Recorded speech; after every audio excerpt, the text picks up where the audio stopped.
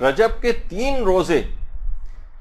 بھی اگر کوئی شخص رجب میں 3 روزے بھی رکھ لے تو ہر روزے کے بدلے، ہر ایک روزے کے بدلے اسے 4 سال کے روزے رکھنے کا ثواب ملتا ہے۔ اللہم صلی علی محمد و علی محمد۔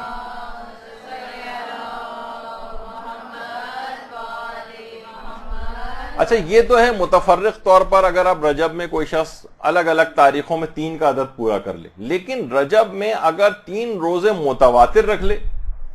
بالکل متواتر، اور وہ دن بھی ہوں جمعرات، جمعہ اور ہفتہ، تو 900 سال کے روزوں کا ثواب ملتا ہے۔ تو اتنی زیادہ۔ اچھا، اس کے علاوہ جو حرمت والے مہینے، مثلا رجب ہے، ذی قعدہ ہے، ذی الحجہ ہے اور محرم، یہ جو 4 حرمت والے مہینے ہیں، ان میں بھی اگر کوئی شخص 3 روزے رکھ لیتا ہے اور ترتیب وہی ہوگی جمعرات، جمعہ اور ہفتہ، تو اس کو بھی 900 سال کی عبادت کا ثواب ملتا ہے، 900 سال کی۔ تو بہت اس کے اندر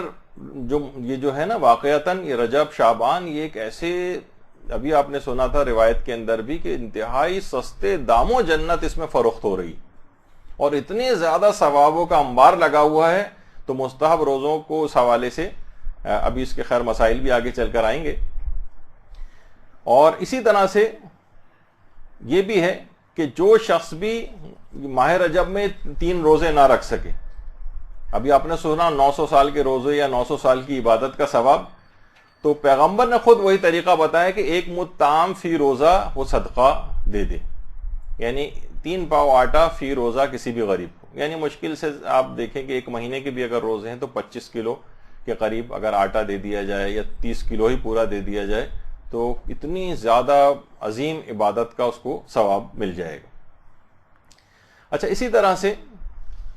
27 رجب عید مبعث جو ہے، اس میں بھی اگر کوئی شخص روزہ رکھتا ہے تو 70 سال کا، بعض سی روایات میں 80 سال کے روزوں کا ثواب ملتا ہے۔